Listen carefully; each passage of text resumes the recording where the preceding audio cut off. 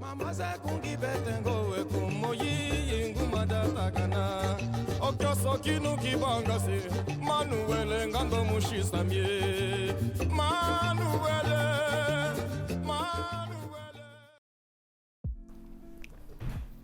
Hey, so I was recently browsing Reddit and I saw this question posed about backleading.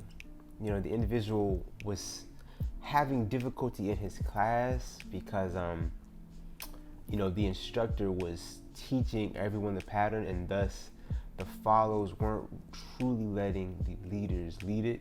Instead, they were just backleading. And I'm positive this is something that everyone has experienced in the class setting. So I definitely want to hear, you know, ways to rectify this issue, man, as well as your experiences. You know, I'd love to hear your stories on how you dealt with this issue, man. As a leader and as a follower, everyone, I would love to hear everyone's opinion. As far as, you know, ways to maybe rectify this issue, I believe that it's something that the teacher can do to help rectify. I think that's the easiest way to rectify this issue. Maybe the teacher can try to remind the follows that, yes, I'm teaching everyone the pattern, but the follows, you know, try your best to maybe react or, you know, listen to the suggestion that the lead is offering you instead of just doing the pattern yourself. So yeah, if the teacher, the instructor can, you know, remind the follows of this, I think that is powerful.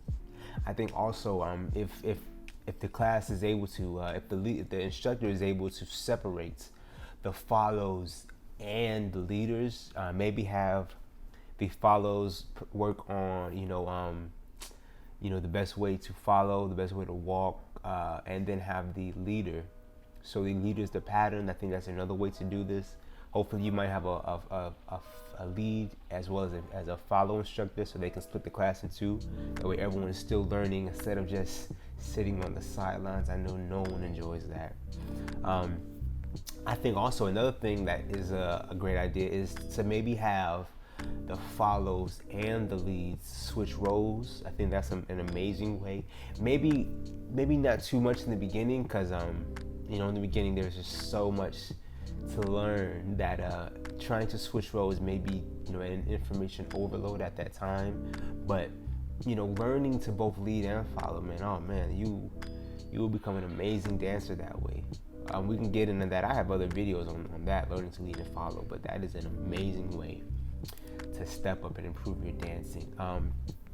I've also been to classes at festivals where the instructors will have the follows and the leaders wear like the sleeping eye covers so that you can't see anything. I've been in classes where they offer those, and it's a really different experience because, you know, you're taking away one of the senses, so you really have to rely upon that physical connection to achieve the, you know, the greatest outcome, man. That is very different. It can be very effective. Something that can be used, you know, sparingly, but it is a powerful tool. I think all of these are amazing ways to, you know, to try and prevent backleading as much as possible. And if you're dancing with someone who is backleading, then maybe just tell them in the most gentle and kindest way possible, you know, hey, please let me try and lead this without you leading yourself. I know it's difficult even for follows, you know, especially in the beginning stage. It's very difficult to give up 100% control to a stranger and have trust in them that they're not gonna hurt you. But it's the only way that a lead can get better, you know. So maybe ask them as a lead, ask them to let you lead this, you know, as best possible. Keep in mind not to hurt anyone. And as a follow, you know, dancing is about trust. So this is a great way to build that trust. I would love to hear what, you know, you all have to say about this. Please comment down below. Let me know about your experiences, the situation you've been in. You know, I would love to hear it all. Thank you.